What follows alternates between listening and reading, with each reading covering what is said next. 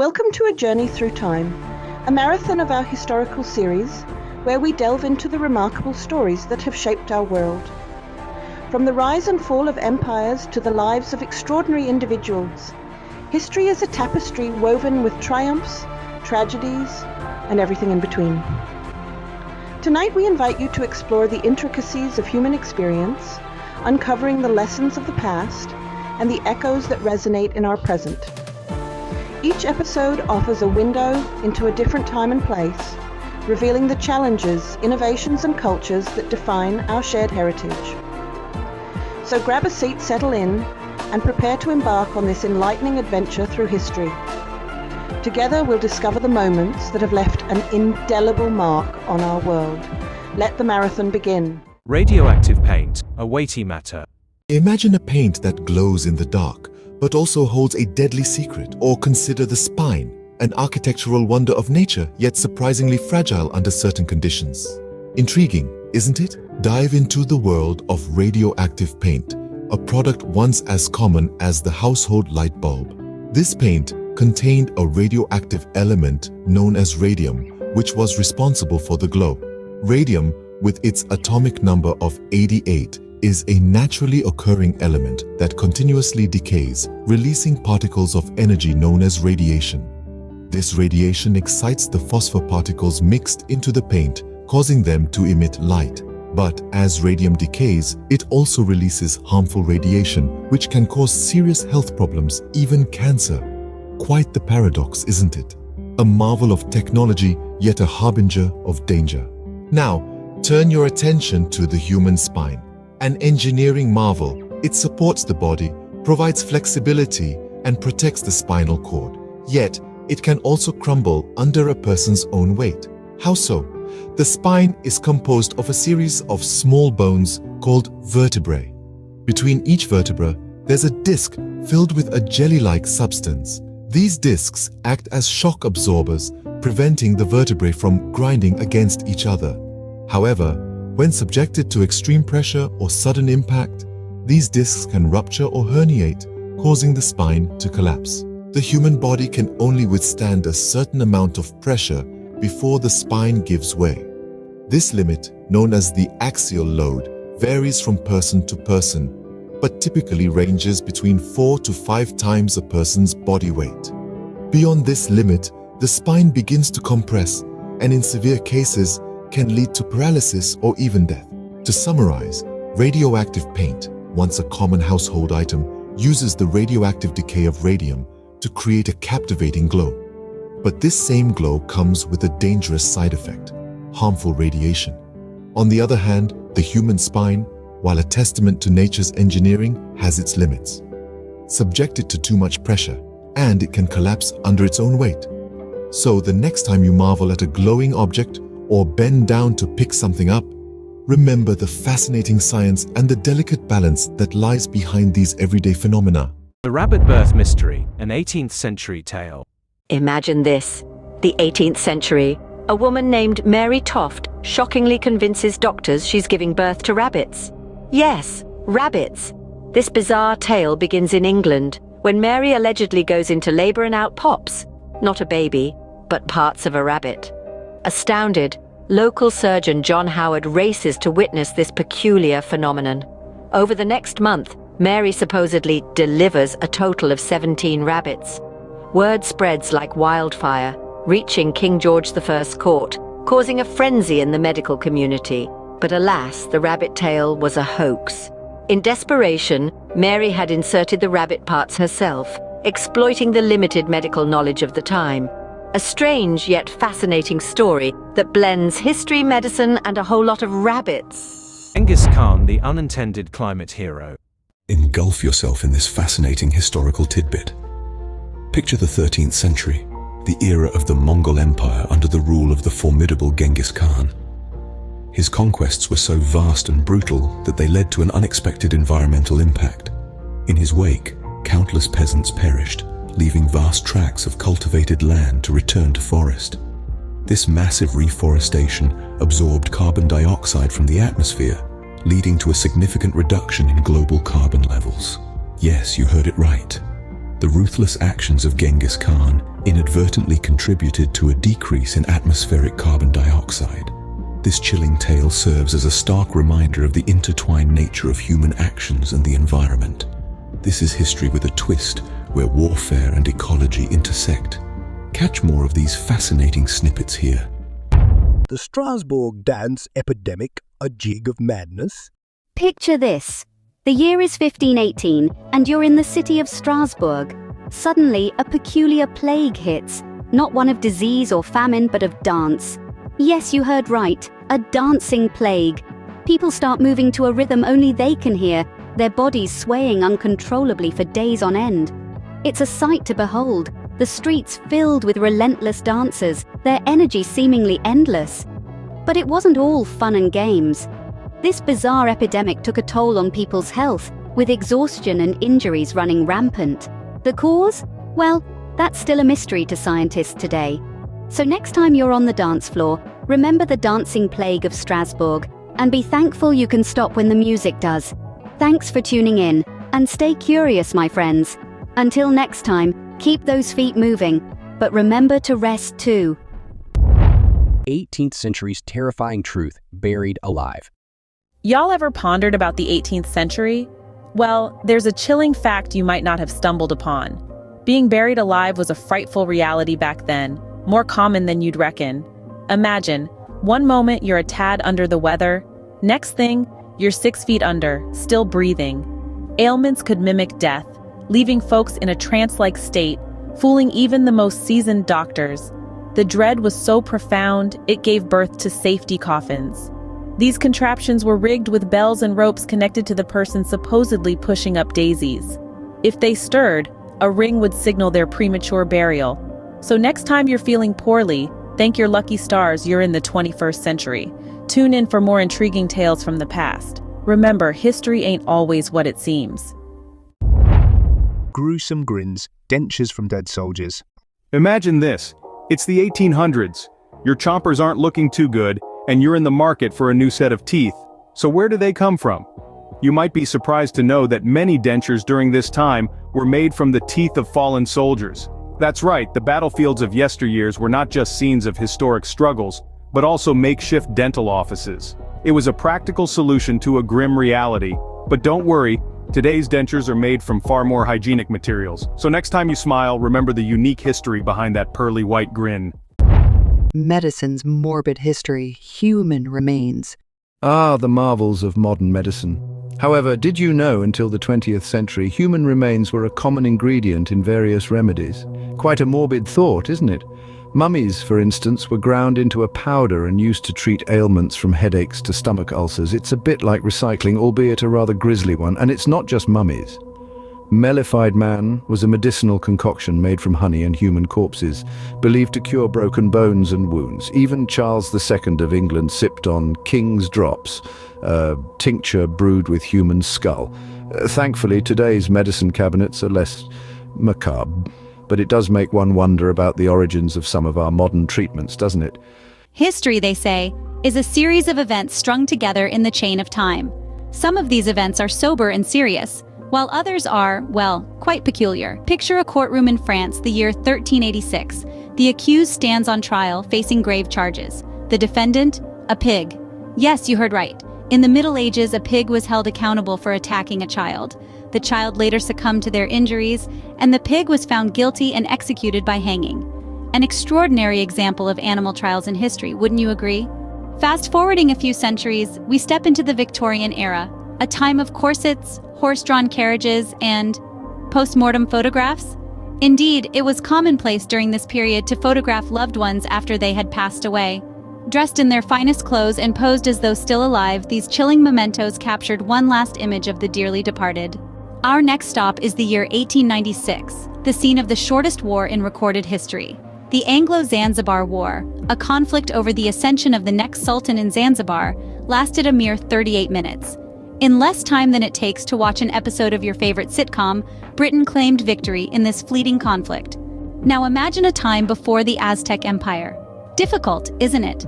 And yet, the University of Oxford predates this ancient civilization. Opening its doors to students in 1096, Oxford was already an institution of higher learning when the Aztecs founded the city of Tenochtitlan in 1325. Finally, we turn to the end of World War II, a time of jubilation and relief. The Soviet Union celebrated so heartily that the nation's vodka reserves ran dry a mere 22 hours after the partying began. Quite the testament to the relief and joy that swept the country at the end of this long and arduous conflict. So there you have it. 5 historical facts that range from the humorous to the macabre. Whether they make you chuckle or shiver, they remind us of the rich tapestry of our shared past. From medieval animal trials to post-mortem photography, from fleeting wars to ancient universities, and from Aztec empires to depleted vodka supplies, history never ceases to amaze and entertain.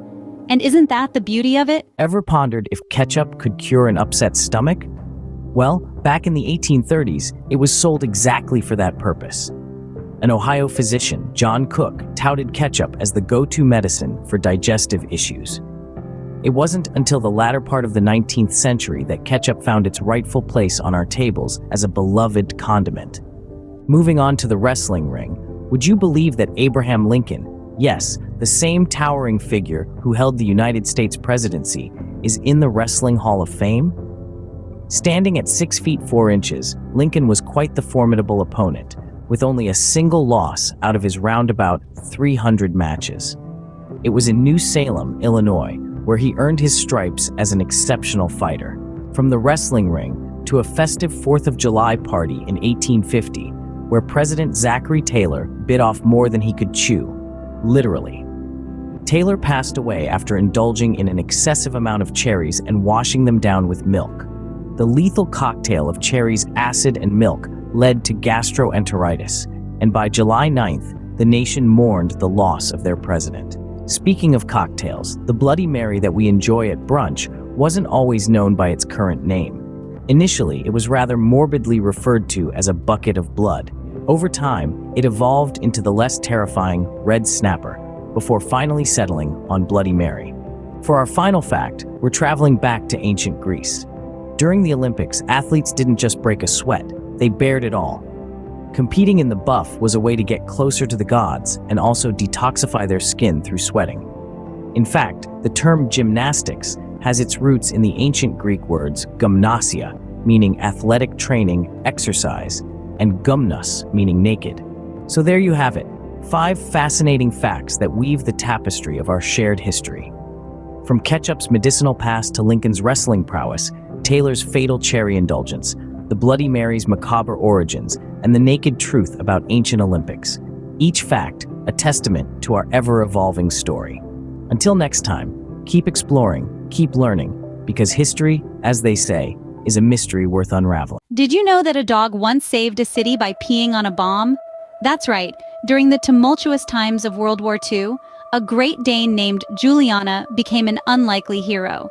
She was awarded the Blue Cross Medal for her quick thinking, or should we say, quick acting, when she extinguished an incendiary bomb by peeing on it. Talk about being at the right place at the right time. Moving a little further back in the annals of history, let's discuss a horrifying prospect. Imagine being buried alive. Now, imagine being Alexander the Great, the King of Macedonia, and meeting such a fate. Recent studies by scientists suggest that Alexander suffered from a neurological disorder called Guillain-Barré syndrome. The belief is that when he died, he was actually just paralyzed and mentally aware. A gruesome end for a mighty conqueror. Now, for a lighter note, did you ever hear about the time when the Olympic Games included competitions in the fine arts? Between the years 1912 and 1948, medals were awarded for literature, architecture, sculpture, painting, and music. The only catch? The art created was required to be Olympic-themed. Imagine training for years not just in the gym, but also in the studio. Here's another fun fact about a famous conqueror, Napoleon Bonaparte. Known for his strategic military prowess, Napoleon met his match in an unexpected adversary, bunnies. Yes, you heard that right. Napoleon and his men were once attacked by a horde of rabbits. He had requested a rabbit hunt to be arranged, but when the rabbits were released from their cages, the bunnies charged toward Bonaparte and his men in an unstoppable onslaught. Who would have thought? Lastly, we delve into the rich tapestry of Egyptian history. Cleopatra, the last active ruler of the Ptolemaic Kingdom of Egypt, wasn't actually Egyptian. As far as historians can tell, Egypt's famous femme was actually Greek. She was a descendant of Alexander the Great's Macedonian general Ptolemy, a surprising revelation about one of history's most iconic figures. So, there you have it. 5 intriguing historical facts, each more fascinating than the last. From a heroic dog in World War II, to the tragic end of Alexander the Great, the artistic side of the Olympics, Napoleon's bunny debacle, and Cleopatra's surprising heritage. History, it seems, is full of surprises. Welcome to a thrilling journey through time. Fasten your seatbelts as we unravel 5 mind-blowing historical facts. First stop, ancient Rome, where spectators enjoyed their popcorn while watching gladiators in action. That's right, popcorn isn't a modern movie snack. Next, we zoom to the Middle Ages, where knights often fought snails in manuscripts. Symbolic? Maybe. Bizarre? Definitely. Third, we land in the Victorian era. Ever heard of telling the bees? It was a custom where news, especially deaths, were communicated to bees to prevent them from leaving or dying. Our fourth fact takes us to American history. Benjamin Franklin loved the turkey so much that he wanted it to be the national bird. Imagine that? Finally, let's visit ancient Egypt. They worshipped over 700 different gods and goddesses. Talk about divine diversity, that's it, folks. History, strange yet fascinating. Until next time, keep exploring the realms of the past. Welcome to another episode of Disturbing or Delightful. You decide. First, did you know Canada and Denmark have been jesting over control of Hans Island for over 30 years? Each visit by officials is marked by leaving a bottle of their country's liquor. Next, in the basement of Ben Franklin's house, 1,200 bones from approximately 10 human bodies were discovered in 1998. Before you spin a murder mystery, know that these bodies were used in human anatomy studies. Did you know Johnny Appleseed was a real person named John Chapman from Leominster, Massachusetts? And yes, there's a street named after his mythic name. Abraham Lincoln, the 16th president, was a licensed bartender who opened a bar in 1833. It closed when his partner consumed most of the stock. Finally, 14 years before Titanic's doom, Arthur Morgan Robertson wrote a novella about a ship named Titan that hits an iceberg. Both Titan and Titanic lacked enough lifeboats for their passengers. That's all for now. Stay tuned for episode 13 of Disturbing or Delightful. You decide. You ever pondered about the relics associated with Jesus? Well, buckle up as we take a journey through history, exploring 13 fascinating relics that are believed by some to have a connection to Jesus Christ. First up, the Shroud of Turin. This linen cloth, bearing the image of a man who appears to have suffered physical trauma in a manner consistent with crucifixion, has been the subject of intense scrutiny. It resides in Turin, Italy, and has been the subject of both awe and controversy. Second on our list is the Sudarium of Oviedo. This blood-stained cloth kept in the Cathedral of Oviedo, Spain, is believed by some to have covered the head of Jesus after his death. Next, the image of Edessa. Also known as the Dandelion, this cloth is said to bear the miraculous image of Jesus' face. It was reportedly discovered in Edessa, modern-day Urfa, Turkey. Fourth, we have the Veil of Veronica. Legend has it that a woman named Veronica wiped Jesus' face with a cloth as he carried the cross, and his image was miraculously imprinted on it. Next, the Last Supper knife. This is said to be the knife used during the Last Supper. Some believe it was also used by Peter in the Garden of Gethsemane to cut off the ear of a servant of the high priest. Our sixth relic is the Holy Grail. This is the dish, plate, or cup used by Jesus at the Last Supper, said to possess miraculous powers. The seventh relic is the crown of thorns. This is the mock crown that Roman soldiers placed on Jesus before his crucifixion. It's currently housed in Notre Dame Cathedral in Paris. Eighth on our list is the Scala Sancta. These are the stairs that Jesus is said to have climbed to face Pontius Pilate. They are now located in Rome. The ninth relic is the Basilica of the Holy Blood. This basilica in Bruges, Belgium, houses a venerated relic of the Holy Blood, allegedly collected by Joseph of Arimathea. 10th, we have the Holy Coat. This is the robe that Jesus wore before his crucifixion. It's believed to be housed in the Cathedral of Trier in Germany. 11th is the Holy Lance.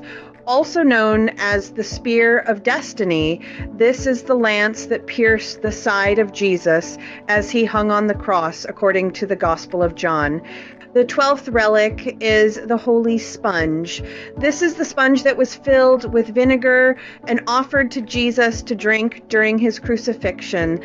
And finally, the 13th relic is the Holy Nails. These are the nails that were used to crucify Jesus.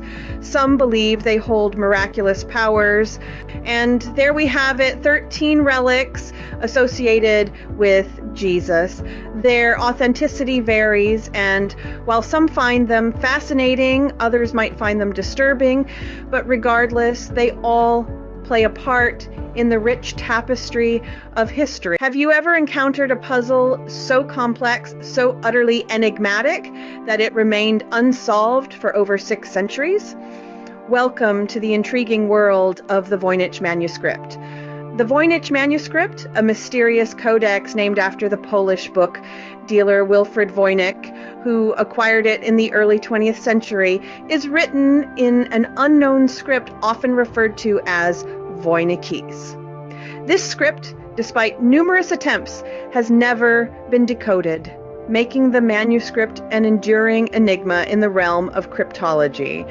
This peculiar manuscript, consisting of around 240 pages, is believed to have been composed in the early 15th century based on radiocarbon dating of its vellum. This dating process, conducted at the University of Arizona in 2009, showed consistent results across all tested samples, indicating a creation timeline between 1404 and 1438. Intriguingly, the vellum, likely Circeid from calfskin, was found to be untouched before the manuscript's creation. The Voynich manuscript is not just text, but also an art piece with many pages adorned with fantastical illustrations and diagrams. Some of these illustrations, albeit crudely colored, depict people, plants, and astrological symbols, giving the manuscript an ethereal, otherworldly aura. However, just like the text, these illustrations too remain shrouded in mystery. Despite the countless hypotheses proposed over the centuries, none have been independently verified, cementing the Voynich manuscript's reputation as an unsolved conundrum. The manuscript's enigmatic nature has drawn scholars from around the globe, all attempting to crack the code of Voynichese.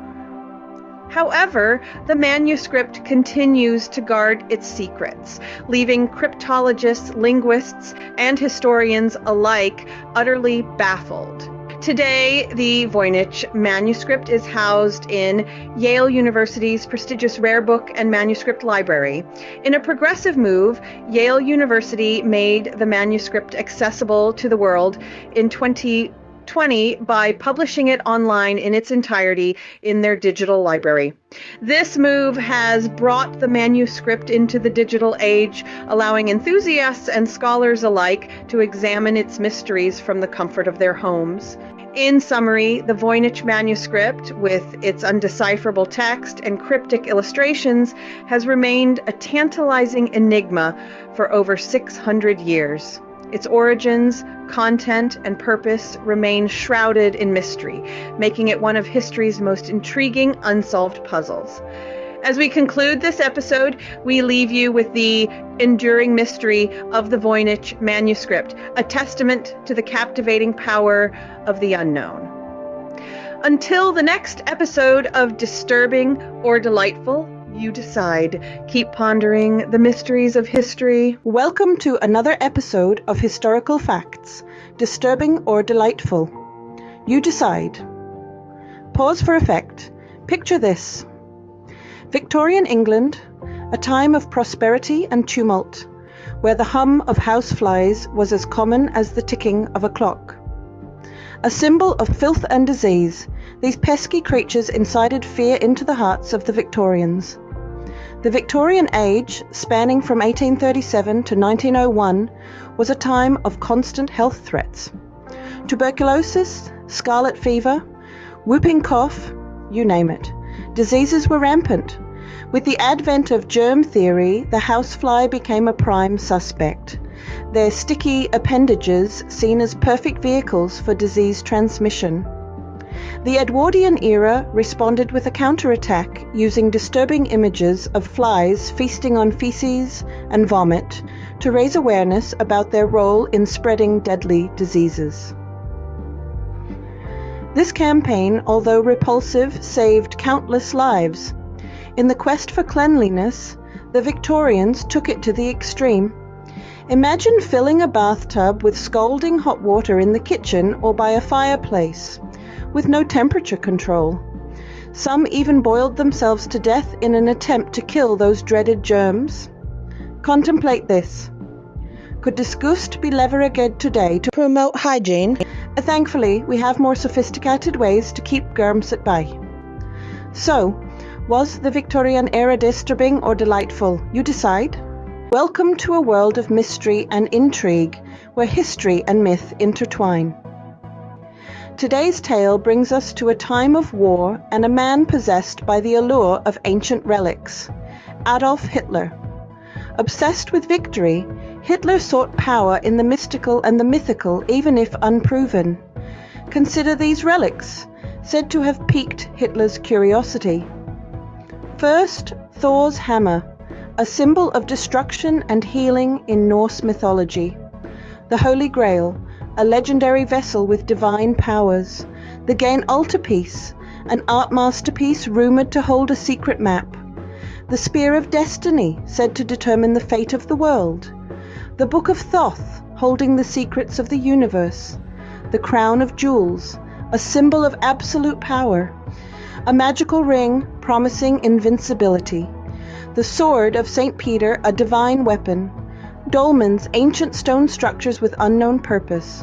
The living water promising eternal life.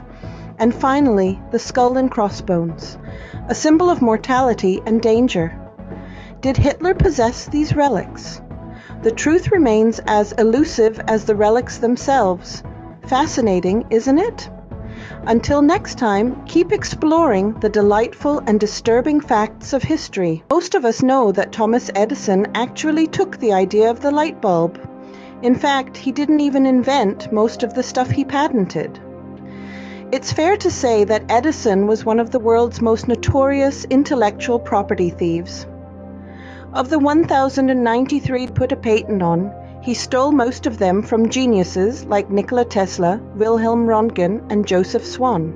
King Henry VIII of England had servants who were called grooms of stool, whose job was to wipe his bottom after he went to the bathroom. During his reign, he had all of those 4 such people knighted. Cleopatra was the first member of her dynasty to speak ancient Egyptian. She was also able to speak 8 other languages, including ancient Greek, ancient Iranian, ancient Parthian, Syriac, Ethiopian, Troglodyte, Hebrew, and Arabic. While in power, Pope Gregory IX declared that cats were to be associated with devil worship and had them exterminated. Some believed that the disappearance of those cats helped rats spread the bubonic plague, aka the Black Death, that killed millions of people in the 1300s. Winston Churchill typically smoked 8 to 10 cigars a day, sometimes as many as 15. During the American Prohibition, he would get a doctor's note saying he needed to drink indefinite amounts of alcohol when he would come and visit the States. Joan of Arc convinced Charles VII that she could lead his armies with no experience. She routed the English, survived a 60-foot escape leap from a tower uninjured, was falsely accused of heresy and burned at the stake, all between the ages of 17 and 19. She was guided simply by voices she said she could hear. In 1644, English statesman Oliver Cromwell banned the eating of pie. He declared it a pagan form of pleasure. For 16 years, pie eating and making went underground until the Restoration leaders lifted the ban on pie in 1660. Welcome to another episode of Disturbing or Delightful. You decide. Today we're diving into some fascinating historical facts. Did you know ancient Spartans were so well off they didn't need to work? The Spartan state, upon a boy's transition to manhood, granted him a parcel of public farmland and a crew of helot slaves to till it. Talk about a graduation gift.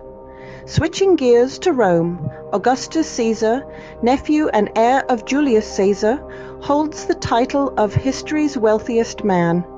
His fortune, adjusted for inflation, is estimated to be a staggering $46 trillion. Moving on, the nursery rhyme is true. Mary did have a little lamb. Mary Sawyer, an 11-year-old Bostonian, was famously followed to school by her pet lamb. In the late 1860s, she even sold the lamb's wool to raise funds for a church. Finally, a thought-provoking fact. It's estimated that around 97% of history has been lost over time. Documentation of history commenced around 6,000 years ago, but modern humans have been around for about 200,000 years. Where did all that lost history go? Thanks for joining us, and be sure to catch the next episode for more intriguing historical facts. Welcome to Disturbing or Delightful. You decide? Episode 19. First up, Count Dracula, a character inspired by Vlad the Impaler, a monarch known for his gruesome method of displaying his enemies on long sticks outside his castle. Next, did you know Albert Einstein turned down the presidency of Israel in 1952? Despite his Jewish heritage, he felt his life's work in objective matters left him ill-equipped to deal with people and official functions. Now, the Boston Tea Party is a well-known event, but have you heard of the Boston molasses disaster? In 1919, a tank burst, unleashing a molasses tsunami with waves reaching 15 feet high and speeds of 35 miles per hour, resulting in a tragic loss of life. Lastly, the Krakatoa volcanic eruption of 1883 produced a sound so deafening it ruptured eardrums 40 miles away and circled the globe 4 times. Imagine hearing a sound from San Francisco while standing in New York. Until our next episode, thank you for listening. Crack open the history books. We're delving deep. Picture London, 1666, a city aflame, yet the Great Fire's death toll? A mere 6. That's right. Despite 13,500 homes obliterated and 80,000 residents displaced. Odd, isn't it? Transition to the 18th century, where pineapples were more than a tropical treat. They were symbols of wealth, toted around by the elite. Even the Duchess of Cambridge, Kate Middleton, shares an affinity for this fruit. But why? From the tropics to ancient Rome, where ferrets, dogs, and monkeys were the pets du jour. Forget about cats. Romans used ferrets for rodent control, dogs for security, and monkeys for amusement. Fast forward to World War II. The U.S. Army swells to an unprecedented 12 million soldiers by 1945, making it the largest in history. And that's your Historical Minute. Don't forget to hit subscribe to stay tuned for more tantalizing tidbits. Until next time. Welcome to another episode of Historical Facts, Disturbing or Delightful. Buckle up and get ready to decide for yourself if these facts are disturbing or delightful. Welcome to our special 3-part edition of episode 21 of Historical Facts, Disturbing or Delightful. You decide. In this special episode, we will be discussing UK Portland Royal Navy heroes. While there are far too many heroes to discuss in these videos, I have chosen 3 in which I believe deserve special recognition. Each hero has their own story to tell, so I have decided to dedicate an entire video to each hero. This video will cover the first of the 3 heroes, starting with my personal favourite hero that I plan visiting when I find myself in the UK. Have you ever wondered what makes a hero? Is it the courage to face danger, the determination to keep going despite the odds, or the sacrifice of personal safety for the greater good? In the annals of military history, many have shown these qualities, but few have embodied them as wholly as Jack Mantle, a hero of the UK Royal Navy. On a seemingly ordinary day, July 4, 1940, aboard the HMS Foylebank, Jack Mantle's life took a dramatic turn. The Foylebank, a merchantman ship turned anti-aircraft battery, was stationed in Portland Harbour when the air raid sirens howled a warning. The German Luftwaffe was about to launch an attack, signalling the start of the Kanalkampf, the Battle of the Channel. As the Luftwaffe descended upon Portland, the Foylebank was struck by an estimated 20 bombs in a mere 8 minutes. One of the first bombs wounded Jack Mantle, a 23-year-old leading seaman from London. Despite his injuries, Mantle sprang into action. He had already demonstrated his heroism by downing a German aircraft while protecting a convoy in the Thames estuary. Now, with a shattered leg and a failing electrical system, Mantle manned his starboard pom-pom, firing out 20mm shells at the attacking aircraft. Inspiring his shipmates with his bravery and tenacity, Mantle continued to fight until he finally collapsed. Both he and the HMS Foylebank succumbed to their wounds, but not before Mantle's heroic actions earned him the Victoria Cross, the highest award for gallantry in the face of the enemy that can be awarded to British and Commonwealth forces. Jack Mantle's story is more than just a tale of bravery in the face of danger. It's a testament to the human spirit, to the power of determination, and to the impact one person can make. His Victoria Cross can be seen at the National Museum of the Royal Navy in Portsmouth, while Mantle himself rests in the Royal Navy Cemetery on Portland. So the next time you think about heroes, remember Jack Mantle, a true embodiment of courage, determination, and sacrifice. His story serves as a powerful reminder of the many unsung heroes who have fought and continue to fight for their countries, their comrades, and for the greater good. Welcome to another episode of Historical Facts, Disturbing or Delightful. Buckle up and get ready to decide for yourself if these facts are disturbing or delightful. Welcome to our special 3-part edition of episode 21 of Historical Facts, Disturbing or Delightful. You decide. In this special episode, we will be discussing UK Portland Royal Navy heroes.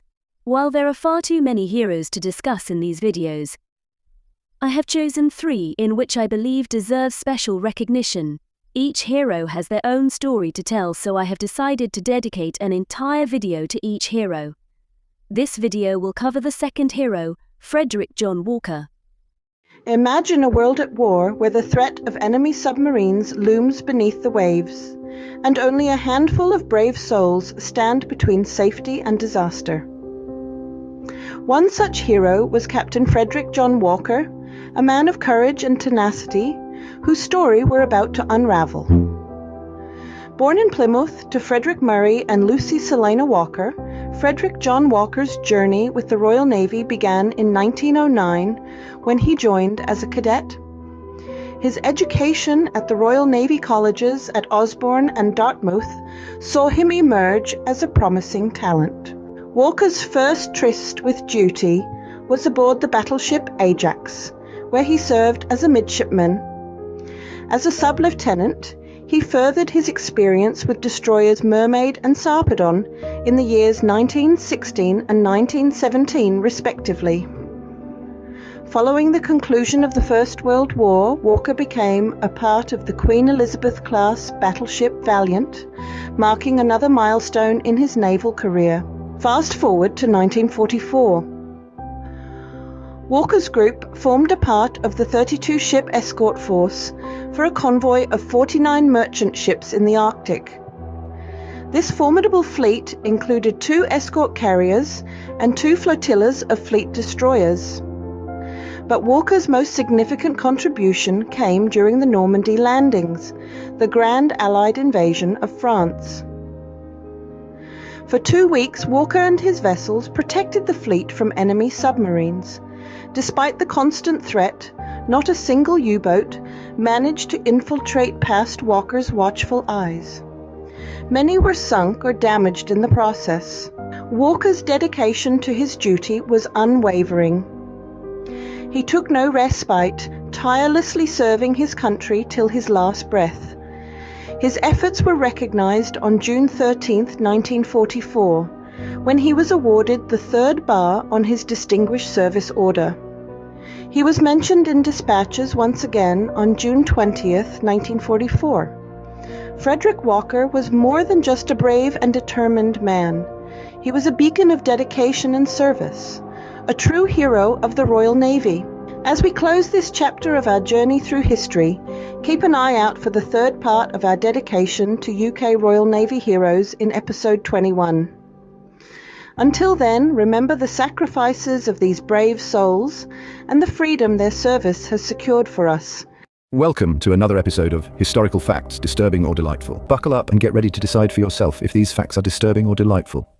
Welcome to our special 3-part edition of episode 21 of Historical Facts, Disturbing or Delightful. You decide. In this special episode, we will be discussing UK Portland Royal Navy heroes. While there are far too many heroes to discuss in these videos, I have chosen 3 in which I believe deserve special recognition. Each hero has their own story to tell, so I have decided to dedicate an entire video to each hero. This video will cover the 3rd hero, Mr. Horatio Nelson. Imagine standing on the deck of a ship, the salty sea air whipping around you as you face down enemy forces. One man who didn't have to imagine this was Horatio Nelson, often heralded as the most extraordinary officer in the history of the Royal Navy. Nelson's legacy is etched in a series of astonishing victories, reaching its pinnacle at the Battle of Trafalgar. There, he paid the ultimate price, falling in the heat of triumph. The iconic poet Byron even referred to him as Britannia's God of War. A pivotal aspect of Nelson's strategy was the Nelsonian system, characterized by personal bravery, tactical brilliance, and the sharing of innovative tactics with his captains, his so-called Band of Brothers. The breaking of the French line by Captain Thomas Foley in HMS Goliath exemplifies the tactical independence Nelson expected of his captains. While stationed in Naples following the battle, Nelson began his notorious liaison with Lady Emma Hamilton, wife of the British ambassador, adding a touch of scandal to his otherwise stellar reputation. But Nelson's most notable achievement came at the Battle of Trafalgar in October of 1805. Despite commanding a smaller fleet of 27 ships, Nelson dealt a devastating blow to the larger Franco-Spanish fleet of 33, with only 17 managing to escape. However, this victory came at a price. Struck by a musket ball from a French sharpshooter, Nelson was taken below deck, where he breathed his last, secure in the knowledge of his overwhelming victory. Nelson's penchant for risk-taking cost him an eye, an arm, and ultimately his life. Yet his boldness, coupled with his extraordinary leadership skills, forged a legend that continues to inspire the Royal Navy to this day. But the voyage through history doesn't end here. Join us for the next episode of Historical Facts, Disturbing or Delightful, You Decide, where we'll explore the mysteries of the Book of Kells. Until then, keep your curiosity alight, and remember, history is more than just a collection of dates. It's a tapestry of human experience. Welcome to episode 22 of Disturbing or Delightful, You Decide.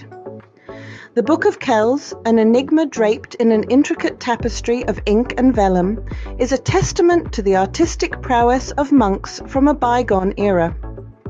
Born in a Columban monastery in Ireland or Scotland, this illuminated manuscript, often referred to as the Book of Columba, is a Latin gospel book that houses the 4 Gospels of the New Testament. The Abbey of Kells, in County Meath, lent its name to the manuscript, which called the abbey home for centuries. Today, the Book of Kells comprises 340 leaves, or 680 pages if you count both sides. Since 1953, the book has resided within 4 volumes.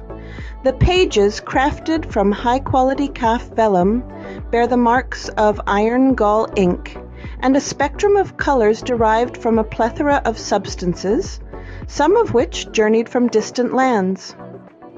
Now, the Book of Kells holds court in the Trinity College Library in Dublin, Ireland, revealing only 2 of its pages at a time, changing every 12 weeks.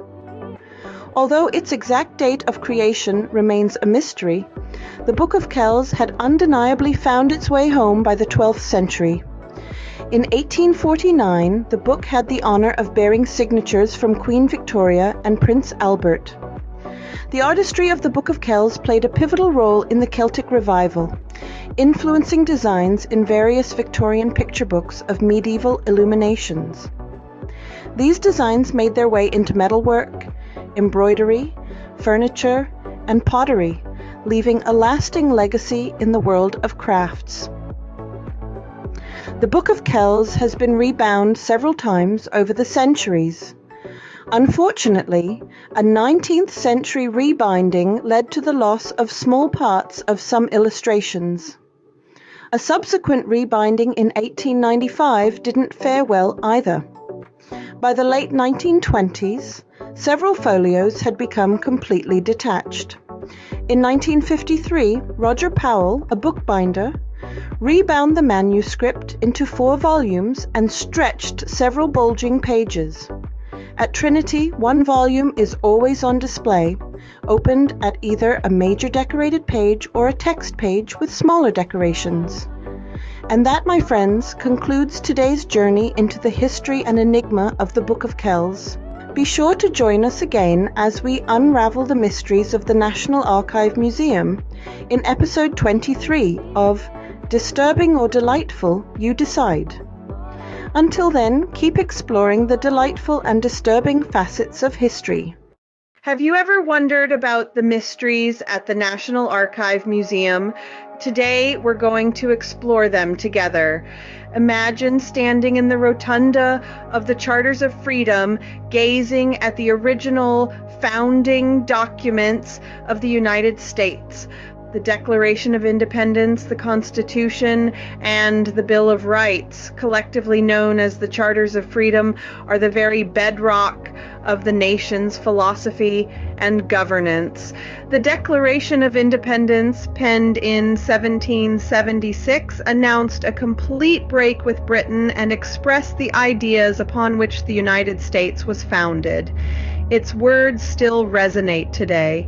We hold these truths to be self-evident, that all men are created equal, that they are endowed by their Creator with certain unalienable rights, that among these are life, liberty, and the pursuit of happiness. The Constitution, written in 1787, is the supreme law of the United States. This remarkable document, spread across 4 large sheets of parchment, defines the framework and powers of the federal government.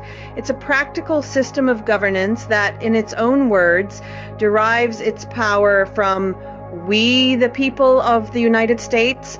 The Bill of Rights, on permanent display in the Rotunda, safeguards vital freedoms such as speech, press, religion, and assembly. This document, passed by Congress in 1789, proposed 12 amendments to the Constitution. The 10 that were ratified have since become known as the Bill of Rights. The Faulkner murals, painted by artist Barry Faulkner in the mid-30s, depict fictional scenes of the presentation of the Declaration of Independence and the Constitution, yet they are among the largest single-piece oil on canvas murals in the United States. And if you've ever visited the Rotunda, you might have noticed that it's cool and dimly lit. This isn't by accident. The low light levels and cooler temperatures are designed to prolong the life of the documents, and if you're a shutterbug, rejoice. Non-flash photography is encouraged in all public areas of the National Archive Museum unless otherwise posted. The National Archive Museum is nestled in the heart of Washington, D.C., open daily from 10 in the morning until 5:30 in the evening. And don't forget to check out the store. It offers a range of quality products and publications inspired by the holdings of the National Archives and the country's history, with all purchases supporting the museum's exhibits, public programs, and educational initiatives.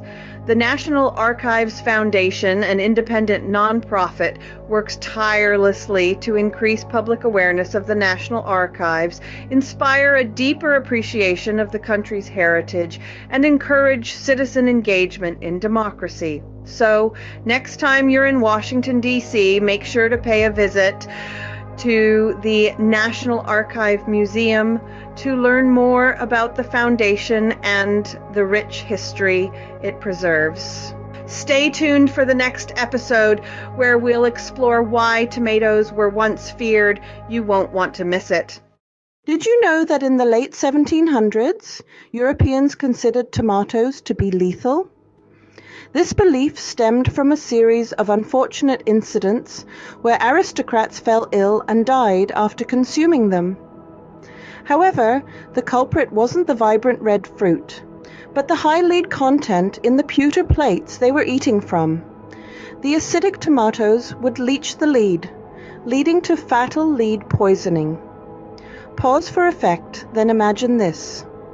In 1597, tomatoes were classified as a part of the deadly nightshade family, a plant considered entirely toxic. This perception continued to prevail in Britain and the British North American colonies for over 2 centuries. Just imagine a simple misunderstanding led to a widespread fear of a fruit that today is a staple in many cuisines. Now, the tarnishing of the tomato's reputation wasn't just due to an unfortunate choice of dinnerware. Italian herbalist Pietro Mattioli played a significant role in this as well. Mattioli classified tomatoes as a part of the deadly nightshade family and a mandrake, a combination that was considered to be a deadly aphrodisiac. This classification further fueled the belief that tomatoes were both poisonous and tempting, and the plot thickens. John Gerard, with his plagiarized and inaccurate information about tomatoes, further maligned the fruit's reputation. He claimed the entire plant was toxic, which is only true for the leaves and stem, not the fruit itself. So, how did the humble tomato redeem itself? As old fears faded and scientific knowledge expanded, people began to realize that tomatoes were not the threat they were made out to be. Farmers started to cultivate different varieties, and by the 1850s, tomatoes had taken America by storm. The invention of pizza in Naples, Italy around 1880, further propelled the popularity of tomatoes throughout Europe. And as they say, the rest is history. Interestingly, the Aztecs were believed to have consumed tomatoes as early as 700 AD, but they weren't grown in Britain until the 1590s. In the early 16th century, Spanish conquistadors returning from expeditions in Mexico and Mesoamerica introduced the seeds to southern Europe. Fast forward to 1897, Joseph Campbell revolutionized the way tomatoes were consumed by popularizing condensed tomato soup. Today, tomatoes are enjoyed worldwide in countless varieties, with more than 1.5 billion tons produced commercially every year. However, it seems the tomato's shady past has left a lasting impression in pop culture. Remember the 1978 musical drama and comedy, Attack of the Killer Tomatoes, where giant, terrifying tomatoes wreak havoc across the country. Stay tuned for the next episode, where we'll dive into more fascinating historical facts. Welcome to episode 25 of Historical Facts. Disturbing or delightful, you decide. Here's a quick rundown of 4 historical facts that might just blow your mind. First off, tablecloths were not always just for decoration. In the beginning, they served as overseas communal napkins. Guests would simply wipe their hands and faces on them after a meal. Tree suggesting that at your next dinner party. Moving on, did you know that 1 in 200 men are direct descendants of Genghis Khan? A study conducted in 2003 revealed these staggering numbers, attributing it to the Mongolian emperor's extensive lineage. Now let's shift gears. Adolf Hitler, in collaboration with Ferdinand Porsche, had a role in designing the Volkswagen Beetle. This iconic car was part of Hitler's initiative to make affordable and practical cars accessible to all Germans. Lastly, in ancient Greece, skirts were the epitome of masculinity. Trousers were seen as effeminate, and men who wore them were often ridiculed. So, did any of these facts surprise you? Join us next time on episode 26 of Historical Facts Disturbing or Delightful. You decide. For more intriguing snippets from history. Welcome to episode 26 of Historical Facts Disturbing or Delightful. You decide. First up, from the 11th to 19th century, some zealous Buddhist monks mummified themselves through a 1,000-day ritual of starvation known as Sokushinbutsu. They believed this self-mummification brought them closer to enlightenment. Next, ancient Greeks believed that redheads, with their pale skin and sunlight sensitivity, turned into vampires after death. An eerie belief, don't you think? Thirdly, did you know that ancient Romans used stale urine as mouthwash? The ammonia in urine acted as a cleaning agent. It was so popular, tradesmen paid taxes on it. Lastly, in the 16th century, the elite dined on cadavers, believing they cured diseases. The pièce de résistance? Egyptian mummies? Stay curious for episode 27 of Historical Facts, Disturbing or Delightful, You Decide, where we'll delve into more hair-raising historical facts. Welcome to episode 27 of Historical Facts, Disturbing or Delightful, You Decide. Prepare to be amazed by 4 bite-sized historical facts. First up, did you know Captain Morgan was not just a rum brand, but a real person? Sir Henry Morgan, a Welsh privateer who fought the Spanish in the Caribbean alongside the English, was even knighted by King Charles II. Moving on, Lord Byron, a British poet and politician, kept a pet bear in his dormitory at Cambridge. Denied the privilege of bringing his dog, he opted for a bear instead, even taking it for leashed walks. Thirdly, 100 million years ago, the Sahara Desert was home to galloping crocodiles. Once a lush oasis, the Sahara was a playground for these unique crocodiles, discovered by a fossil hunter in 2009. Lastly, turkeys were divine in the eyes of the Mayans. They believed turkeys to be vessels of the gods and worshipped them accordingly. Intriguing, isn't it? We hope you've enjoyed these tidbits. Stay curious and join us for episode 28 of Historical Facts, Disturbing or Delightful, You Decide, where we'll delve into the Bohemian Grove. Thank you for listening.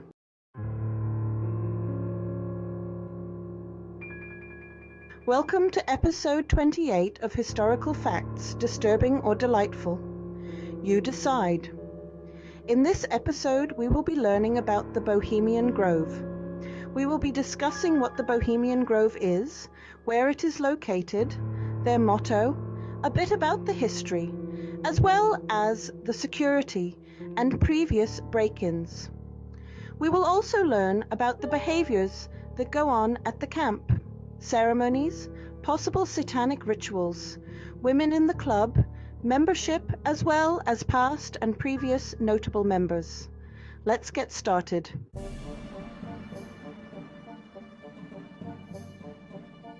What is the Bohemian Grove? Bohemian Grove is a restricted 2,700-acre campground. It belongs to a private gentleman's club. In July of each year, the Grove hosts a 2-week encampment with some of the most prominent men in the world.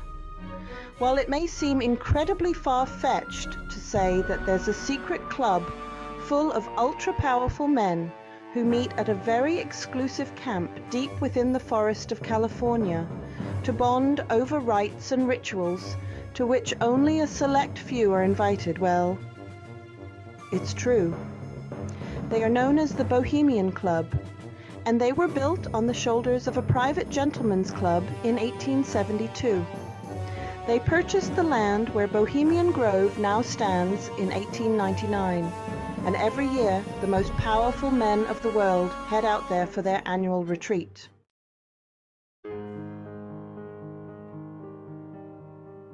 Where is it located? Currently located in Muir Woods in Monterey, California. In 1878, they gathered within the redwoods near Taylorville, and they also camped together at various locations in both Marin and Sonoma County. They also had a redwood grove that once stood near Duncan Mills, several miles down the river from the current location. From 1893, Bohemians rented the current location, and in 1899, they purchased it from Melvin Cyrus Meeker, who had developed a successful logging operation in the area.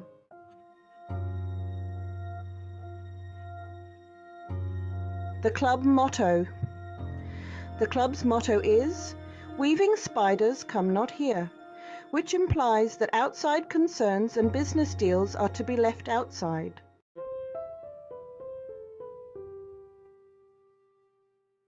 A bit about the history. The tradition of a summer encampment was established 6 years after the Bohemian Club was formed in 1872. Henry Edwards, a stage actor and founding member, announced that he was relocating to New York City to further his career. On June 29, 1878, somewhat fewer than 100 Bohemians gathered in the Redwoods for an evening send-off party in Edwards' honor. Free-flowing liquor and some Japanese lanterns put a glow on the festivities, and club members retired at a late hour to the modest comfort of blankets laid on a dense mat of redwood needles. This festive gathering was repeated the next year without Edwards and became the club's yearly encampment. The Grove is particularly famous for a Manhattan Project planning meeting that took place there in September 1942, which subsequently led to the atomic bomb.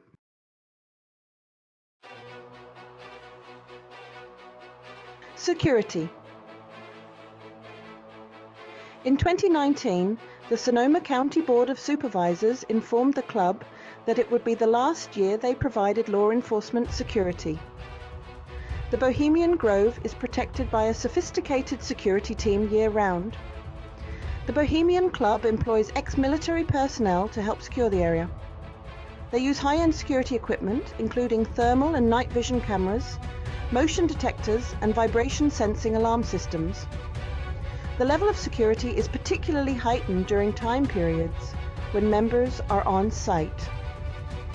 During these times, the local sheriff's office in California, and if warranted by the guest list, the United States Secret Service, help secure the area and roads surrounding the encampment.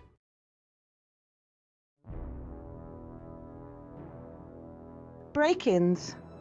Despite the high level of security present, there have been numerous high-profile successful infiltrations of the Bohemian Grove. In the summer of 1980, Rick Clogger gained entrance to the Grove with the help of an employee and posed as a worker during 2 weekends of the annual encampment. In the summer of 1989, Spy magazine writer Philip Weiss spent more than 7 days in the camp posing as a guest. On July 15, 2000, Alex Jones and his cameraman Mike Hansen entered Bohemian Grove and shot footage of the Cremation of Care ceremony.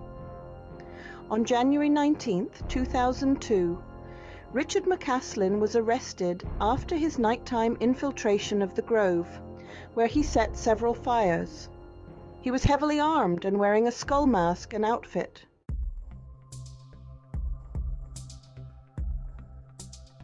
Club behavior at Bohemian Grove has certainly raised eyebrows over the years. Those who have managed to sneak into the camp reported witnessing strange behaviors and ceremonies. The peculiar activities have led to numerous claims and even some parody in popular culture.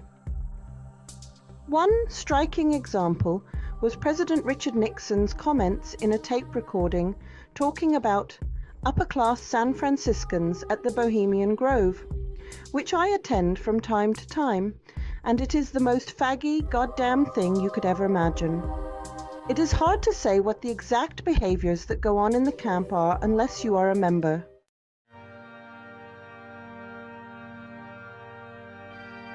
Every annual meeting in Bohemian Grove since 1880 has kicked off with a ceremony called the Cremation of Care.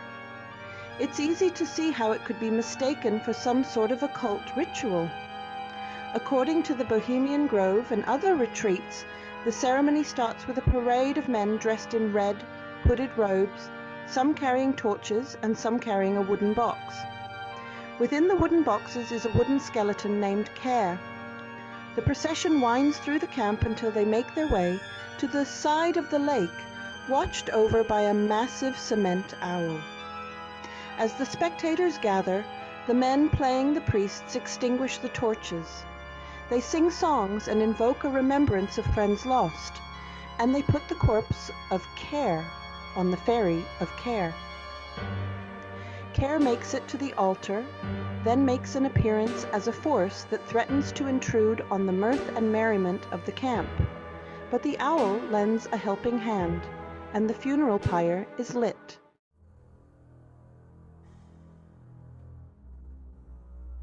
The Cremation of Care ritual is considered a magical ritual with what looks like robbed figures.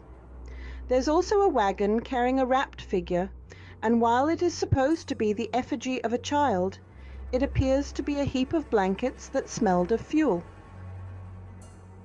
Since the Cremation of Care event includes a mock child sacrifice to a stone owl that is believed to represent Moloch, it is easy to understand why there are theories surrounding perhaps satanic rituals that are going on within the camp. The invocation to the spirits of the dead and the spirits of the wood are given to an officiating priest in a robe. The priest then praises the large stone owl known as the Owl of Bohemia, and offers the child called Dullcare to a horned god. So why a child and an owl? In ancient times, anxieties were released by sacrificing a child to the horned god Moloch. It was a sacrament to the gods for a guarantee of prosperity, health, and safety. It is believed that the children were killed to provide safety from evil entities and to ensure that the sun would return. As for the owl was known as a harbinger of bad tidings and doomed throughout Europe, and put in appearance as a symbol of death and destruction. For instance, Sir Walter Scott once wrote, "Birds of Amen darkened foul, night crow, raven, bat, and owl, leave the sick man to his dream. All night long he heard your scream." Even before Scott, William Shakespeare wrote of the owl's premonition of death in both Macbeth and Julius Caesar. In ancient Greek mythology, the owl was the preferred bird of Athena, daughter of Zeus, the goddess of wisdom and war. Her preferred species was the little owl. If you open the Bible to Isaiah chapter 57, verse 5, you read about the ancients placing idols of worship under a tree. The sacrifices done at the Bohemian Grove so happened to be done under evergreen trees. With the owl, the sacrifice, the trees, it all just seems a little coincidental to not be slightly occult-like.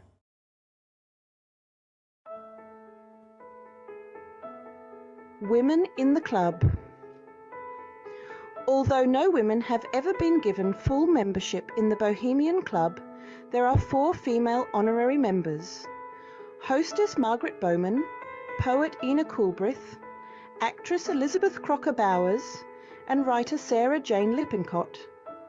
These honorary members and other female guests have been allowed into the Bohemian City Club building as daytime guests of the Grove, but not to the upper floors of the City Club, nor as guests in the main summer encampment at the Grove.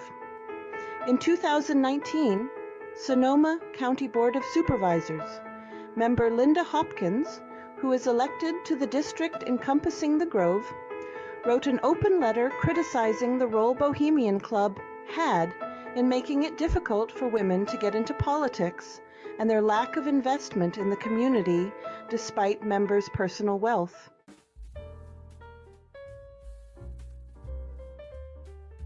Memberships. The Bohemian Club is a private club, and only active members and their guests may visit. Guests have been known to include politicians and notable figures from other countries. Particularly during the midsummer encampment, the number of guests is strictly limited due to the small size of the facilities. The Bohemian Club's all-male membership includes artists and musicians, as well as many prominent business leaders, government officials, former US presidents, senior media executives, and people of power. Members may invite guests to the Grove for either the Spring Jinks or the main July encampment. Bohemian Club members can schedule private day use events at the Grove anytime it is not being used for club-wide purposes, and they are allowed at these times to bring spouses, family, and friends, although female and minor guests must be off the property by 9 or 10 p.m. After 40 years of membership, the men earn Old Guard status, giving them reserved seating at the Grove's daily talks, as well as other perks.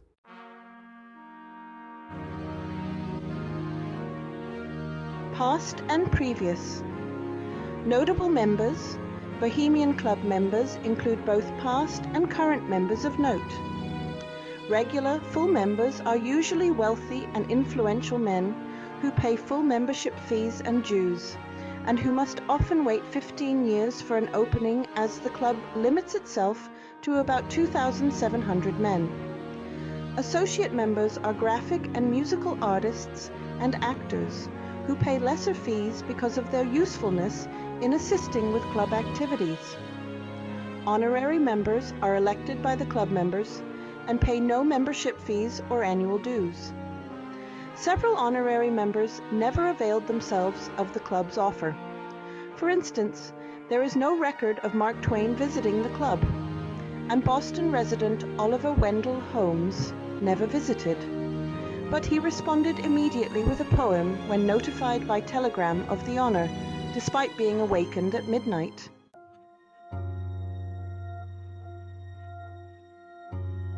Well, that's it, an overview of the Bohemian Grove. The end of this video will contain a list of past and previous notable members. Thank you so much for watching episode 28 of Historical Facts. Disturbing or delightful, you decide. Stay tuned for episode 29, where we learn about the symbols and history of American money.